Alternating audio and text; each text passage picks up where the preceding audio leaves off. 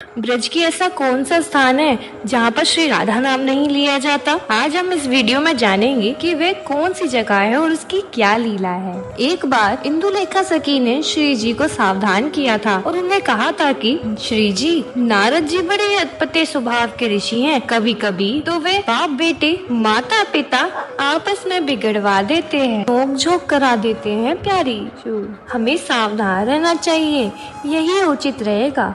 परंतु श्री राधा रानी ने इंदुलेखा सखी की बात टालते हुए कहा कि जाने तो सखी हमें इन बातों से क्या लेना देना। वे तो सिद्ध पुरुष हैं, ऐसे थोड़ी ना होंगे, उन्हें ये करने में क्या आनंद मिलेगा। फिर उसके बाद श्री जी ने अपने समीप ललिता जी को बुलाया और कहने लगी कि हे ललिते, जैसे तुमने मेरे ताई पुष्पों की माला बनाई थी, वैसे ही श्याम सुंदर के लिए भी बना देना। श्री जी की सेवा स्वीकार करते हुए प्रेम से ललिता सखी श्री जी को कहती है कि ठीक है प्यारी, मैं अब जाकर सुंदर पुष्पों के बाग से पुष्प चुन लाती हूँ। फिर उसके बाद ललिता जी फूलों की सेवा के लिए चली जाती हैं। परंतु जब ललिता जी बैठकर बार बार सुई से फूलों को पिरोती, वह फिर पुनः उन्हें बिगाड़ देती। ऐसा करते हुए उन्हें नारद जी ने भी देखा। उन्हें देखते हुए नारद जी ने मन में ध्यान किया कि यही सही अवसर है जिसमें श्याम सुंदर द्वारा दिया गया मेरी इच्छा पूरा करने का वरदान वे पूरा करेंगे। तब नारद जी ने ललिता जी के समीप जाकर उनसे यह पूछा कि हे ललिता जी, आप पुष्प की माला को बार बार पिरोकर पुनः उसे क्यों बिगाड़ रही हैं? तब ललिता सखी मुस्कुराते हुए बोली, प्रणाम नारद जी, मैं तो बस प्रेम से श्याम सुंदर के लिए उनके नाप की माला बनाने का प्रयास कर रही हूँ। तब नारद जी हंसते हुए बोले कि इसमें इतना संकोच की क्या बात है, अभी मैं श्याम सुंदर को बुला देता हूँ। वे साथ वाले ही वन में अपने सखाओं के साथ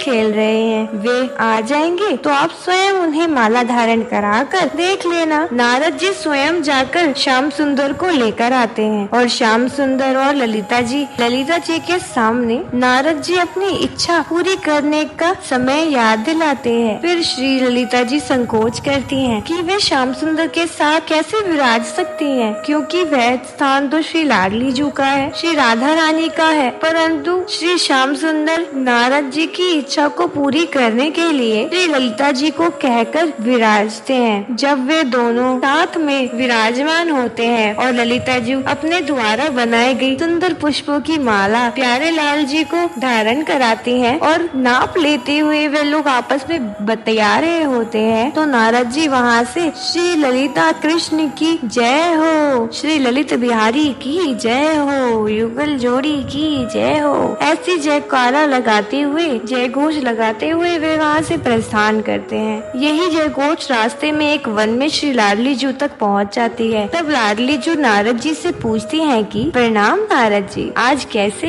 ललिता कृष्ण की जय घोष लगा रहे हैं? नारद जी प्यारी जू को बताते हैं कि अभी अभी निकुंज में श्री ललिता कृष्ण सिंहासन में विराजे हैं, उनकी इतनी सुंदर छवि को निहारते हुए आ रहा हूँ। यह रूप, यह युगल मनमोहक दृश्य बहुत प्यारा था। श्री जी के मन में ये थोड़ा सा संकोच हुआ था कि ललिता प्यारे के संग कैसे विराजमान हो सकती है, वो भी मेरी अनुपस्थिति में, इसे देखना पड़ेगा। तब श्री राधा रानी कुंज में जाती हैं और वहाँ पर श्री ललिता जी को और कृष्ण को एक साथ सिंहासन पर विराजे हुए देखती हैं और वह माला धारण करे हुए कृष्ण को देखती हैं जो ललिता जी को श्यामा जी ने बनाने को दी थी। और वहाँ सिंहासन पर बैठकर वे लोग बतला रहे हैं, तो श्री राधा रानी रुष्ट हो जाती हैं और ललिता और कृष्ण की समझाने पर भी वे नहीं समझती हैं और श्री राधा रानी वहाँ से चली जाती हैं। श्री कृष्ण के लाख मनाने के बाद भी श्री जी नहीं मानती हैं और तब श्री कृष्ण उदास होकर ललिता कुंड के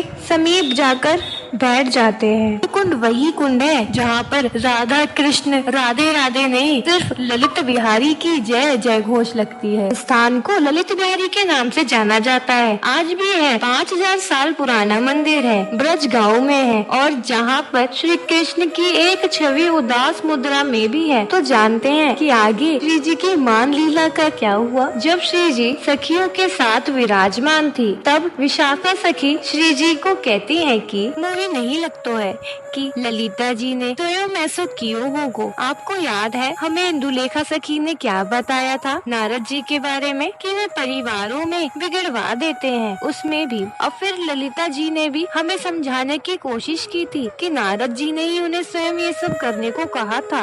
और लाडली जो आपको याद है, मार्ग में भी हमें नारद जी मिले थे जो हे जय हो ललित बिहारी की जय घोष लगा रहे थे। हमें लग रहा है ये सब नारद जी की इच्छा थी। तब श्री जी थोड़ा सोचती हैं और कहती हैं, विशाखे तो सही है, मोहे मान करने से पहले तनिक सोचना चाहिए था। श्री राधा रानी हमारी जो है ललिता जी को आवाज लगाती हैं, हे ललिते, और उन्हें से क्षमा मांगती हैं और उन्हें हृदय से लगाती हैं।